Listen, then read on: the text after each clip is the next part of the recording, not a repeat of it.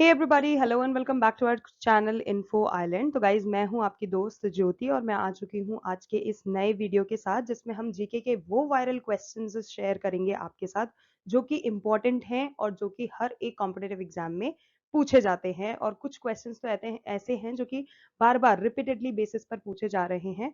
तो वो सारे टॉपिक्स, वो सारे क्वेश्चंस जो कि आपकी प्रेपरेशन को और बूस्टअप करेंगे, वो सारा आपको आज के इस वीडियो में मिल जाएगा।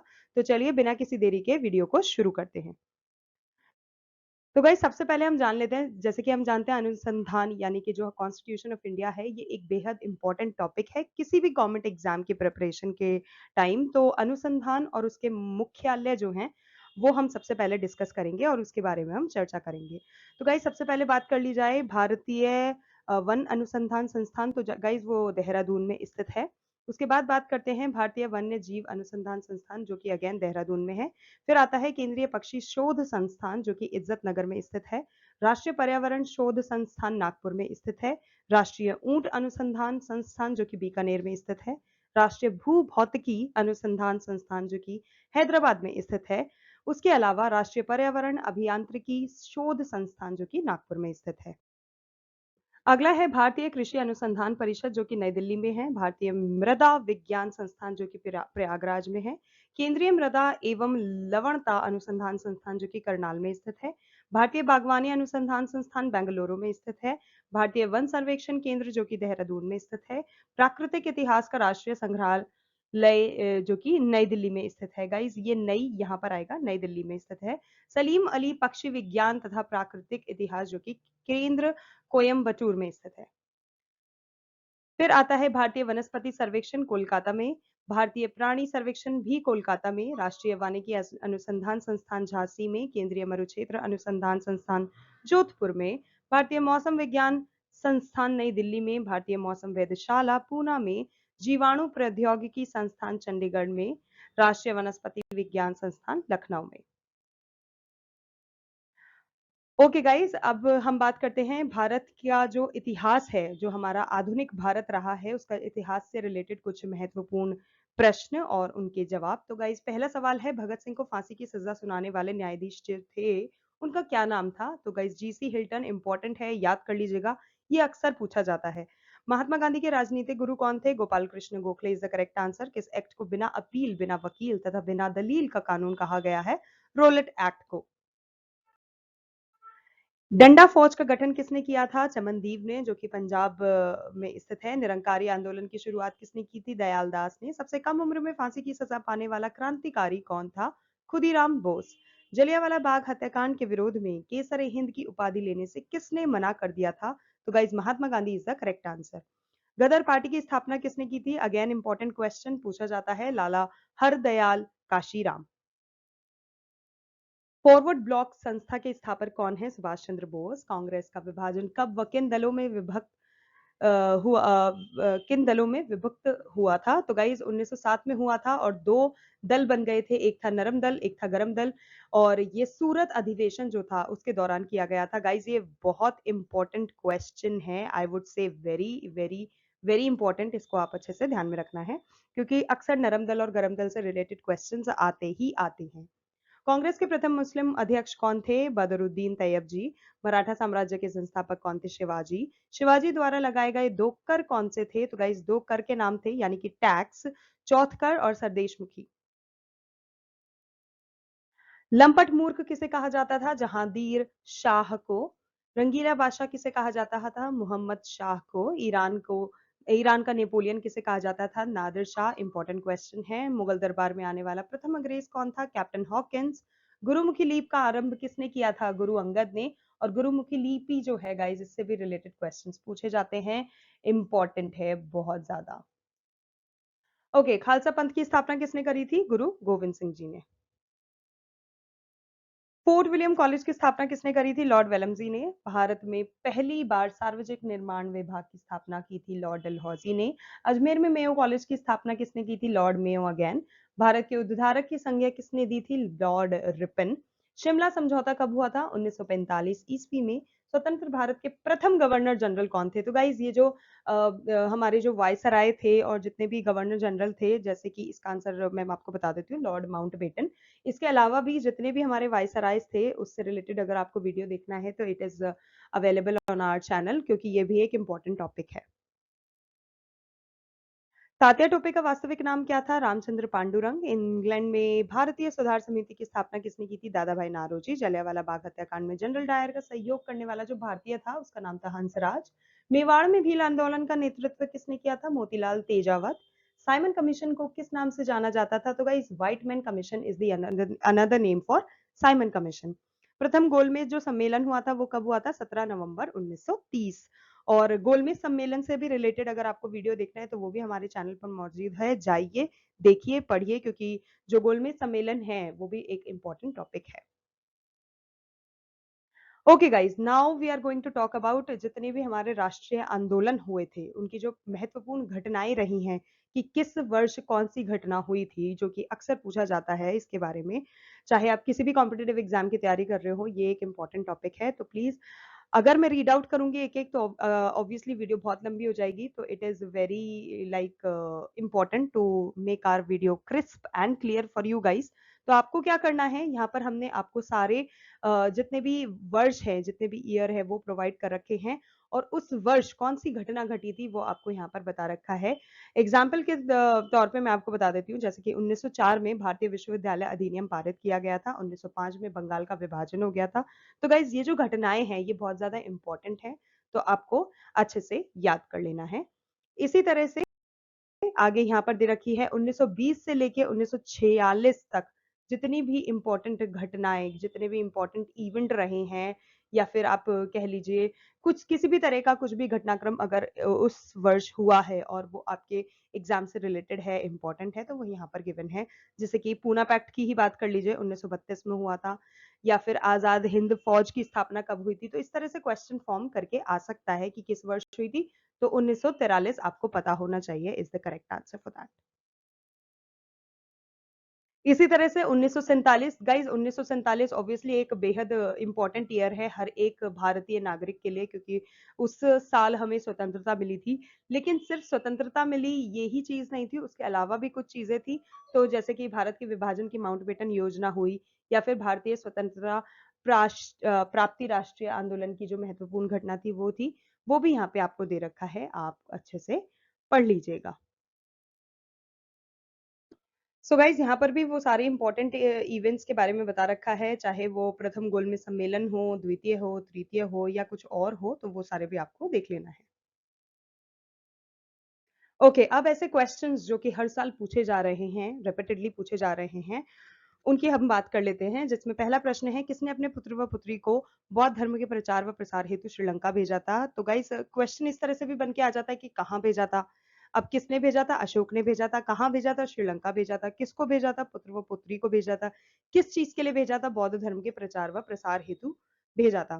तो गाइस जैसे कि आपने देखा, एक ही प्रश्न में से कम तीन तीन चार चार तरह के सवाल बन के आ जाते हैं। It depends on the examiner की वो किस तरह के आपको पेपर बना के दे रहे हैं, किस तरह से मोल्ड कर रहे हैं क्वेश्चंस को। तो इसीलिए आपके लिए इंपॉर्टेंट है उस चीज से रिलेटेड हर एक छोटे से छोटी डिटेल पता होने का।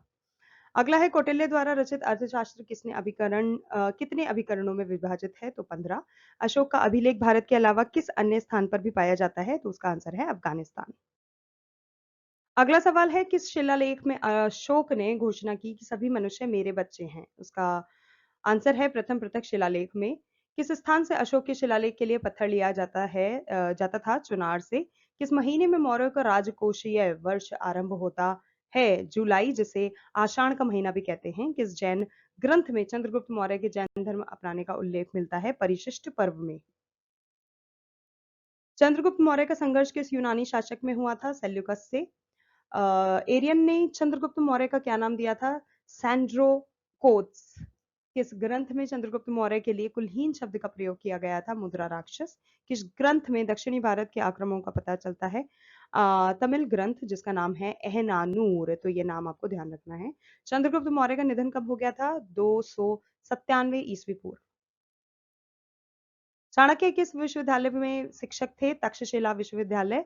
चंद्रगुप्त के बाद किसने शासन प्राप्त किया था? बिंदुसार ने। बिंदुसार किस संप्रदाय का अनुयायी था? आजीवक संप्रदाय। किस विद्वान बिंदुसार को 16 राज्यों का विजेता बताया? तारानाथ ने। अशोक मगध की गद्दी पर कब बैठा था? 269 यानी कि 269 ईस्वी पूर्व। अशोक की माता का क्या नाम था? शुभ्रद्रागी। भारत में शिलालेख का प्रचलन सर्वप्रथम किसने किया? अशोक ने। किस स्त्रोत में पाटलिपुत्र के प्रशासन का वर्णन है? इंडिका। अंग्रेजों ने 1760 ईस्वी में वनडिवाश के युद्ध में किसे परास्त किया था? फ्रांसीसी। जर्मनी की दीवार का निर्माण कब हुआ था? 1961। किस वर्ष में सोवियत संघ यानी कि सोवियत यूनियन जो रशिया है वो बना था? तो 1991। ईस्ट तिमोर पर किस देश ने शासन किया था? इंडोनेशिया। चीन में लाल क्रांति कब हुई थी? 1949 में। बर्लिन की दीवार कब गिराई गई थी? 9 नवंबर 1985 में। जापान के हिरोशिमा शहर पर परमाणु बम कब गिराया गया था? गाइस ये हिरोशिमा नागासाकी तो आप जानते ही हैं कितना इंपॉर्टेंट टॉपिक है, कितना उसके बारे में हर बार पूछा जाता है और कितना उससे डिस्ट्रक्शन भी हुआ था जो कि आज तक उसकी रिपरकशंस देखने को मिलते हैं। तो उसका करेक्ट आंसर है 6 अगस्त 1945। पुर्तगाली नाविक बर्थोलोम्यो ने उत्तमाशा अंतरीप की खोज कब की थी? 1486 में। पुर्तगालियों ने अपने पहले दुर्ग लली स्थापना कोचीन में कब की थी? 1503 ईस्वी में। गुप्त शासकों द्वारा जारी किए गए चांदी के सिक्के क्या कहलाते थे? रूपक।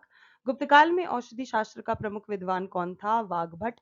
किस शासक ने अपना नाम शीलादित्य रखा था? हर्षवर्धन। समुद्रगुप्त के काल का इतिहास जानने का सबसे महत्वपूर्ण साधन क्या है? इलाहाबाद स्तंभ पर उत्कीर्ण लेख। चंद्रगुप्त विक्रमादित्य के दरबार में नवरत्नों में सबसे अधिक प्रसिद्ध था कालिदास का रत्न। किस काल में स्त्रियों की संख्या पुरुषों के बराबर थी? गुप्त काल में। गुप्त काल में औषधि शास्त्र का प्रमुख विद्वान कौन था? वाग्भट। गुप्तकालीन आर्थिक दशा की प्रमुख विशेषताएं क्या थी? उद्योग धंधों व कृषि को प्रोत्साहन। चंद्रगुप्त द्वितीय ने कब विक्रमादित्य की उपाधि धारण की थी? शकों का उन्मूलन करने के बाद। ओके गाइज, अब हम बात कर लेते हैं भारत के प्रमुख बंदरगाह यानी कि पोर्ट्स जो हैं, जो इतने भी इंपॉर्टेंट पोर्ट्स हैं इंडिया के, वो सारे इसमें दिए गए हैं।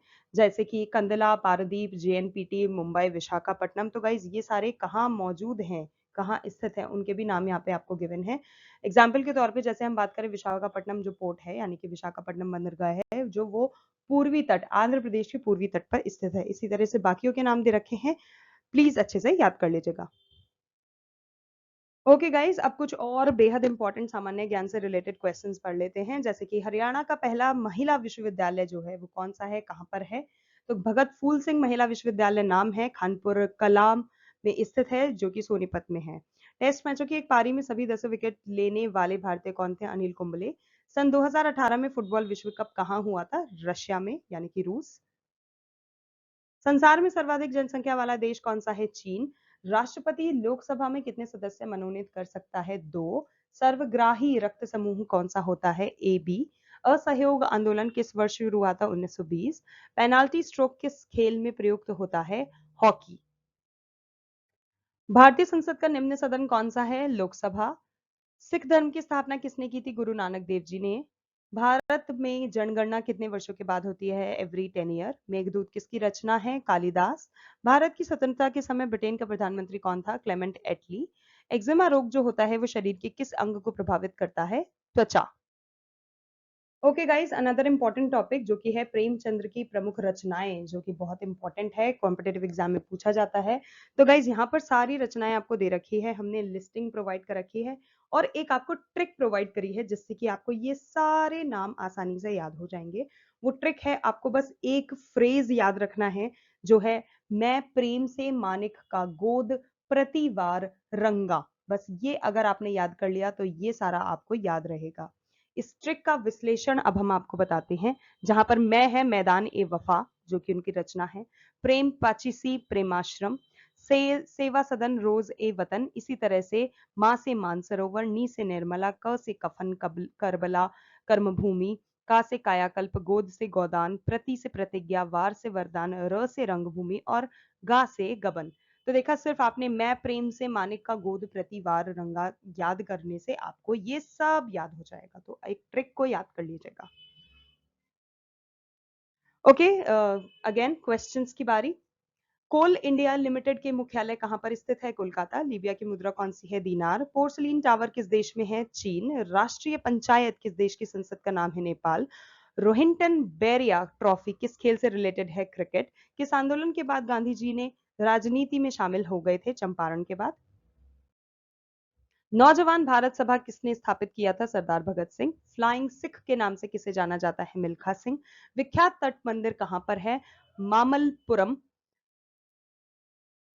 गायकवाड़ कहाँ का शासक है?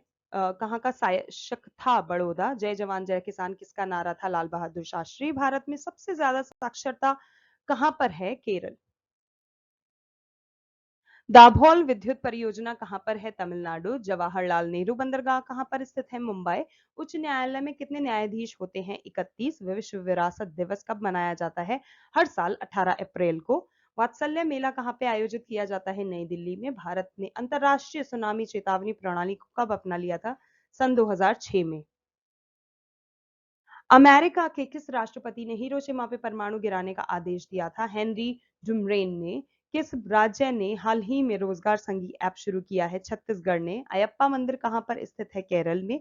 बंदरगाह वाला जो नगर है वो किसे कहा जाता है? मैंगलोर को। किस बैंक ने लोन इन सेकंड जो फैसिलिटी है वो शुरू की है? यस बैंक ने। मनुष्य की आंख का जो वजन होता है वो लगभग कितना होता है? 7.5 ग्राम।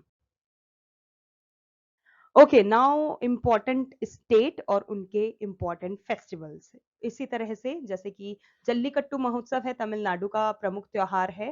फ्लैमिंगो महोत्सव आंध्र प्रदेश का है। धानु यात्रा उड़ीसा का है। इसी तरह से बाकी नाम देख लीजिएगा। ओके, विश्व में सर्वाधिक सबसे बड़ा छोटा ऊंचा लंबा कौन है? गाइज ये बहुत इंपॉर्टेंट टॉपिक है। मैंने एकदम अच्छे से जगह जगह से क्वेश्चंस रिसर्च करके आपके लिए लेकर आया है, फिर आपके लिए ये बनाया है जिसमें सबसे बड़ा, सबसे छोटा, सबसे ऊंचा, सबसे लंबा सब आपको प्रोवाइडेड है। तो कुछ भी पूछा जाता है तो you will be in a situation to answer that. तो सबसे अच्छे से पढ़ लीजिएगा। एग्जाम्पल के तौर पे मैं एक दो आपको पढ़ के बता देती हूँ। जैसे कि सबसे बड़ा महाद्वीप है एशिया का, और अप्रोक्सीमेटली जो वर्ल्ड का एरिया है उसका 30% एशिया अकेला होल्ड करता है। ओके, विश्व का सबसे छोटा महाद्वीप ऑस्ट्रेलिया है।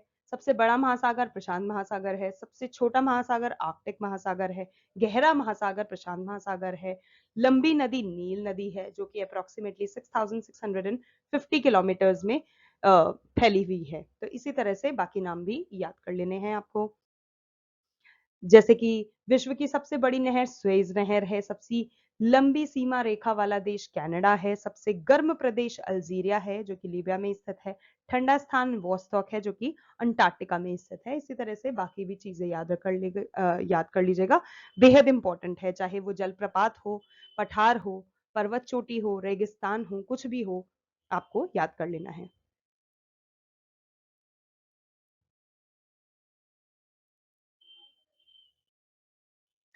So guys that's it for today's video. आज होपफुली मैंने आपको सारी इंपॉर्टेंट चीजें इस वीडियो में कवर कर दिया है, जिससे कि आप किसी भी कॉम्पिटेटिव एग्जाम की तैयारी कर रही हो, आप सिर्फ ये वाला वीडियो उठाकर पढ़ लीजिए। आपके कम से कम मतलब एक होता है ना कि 40-50% तो चीजें इसमें कवर्ड ही है। अगर आपको वीडियो पसंद आया then don't forget to like share and subscribe to our channel. और प्लीज कमेंट सेक्शन में हमें बताइएगा कि आप किस पर्टिकुलर टॉपिक पे चाहते हैं हम वीडियो लेकर आए। एंड यस, अगर आपको वीडियो अच्छा लगे तो अपने सभी दोस्तों के साथ, यारों के साथ, फ्रेंड्स के साथ, घर वालों के साथ, जो भी तैयारी कर रहे हैं, नहीं कर रहे हैं, जीके में इंटरेस्ट लेते हैं, सबके साथ शेयर कीजिएगा। Thank you so much for watching, thank you so much for your time, and we will see you in our next video.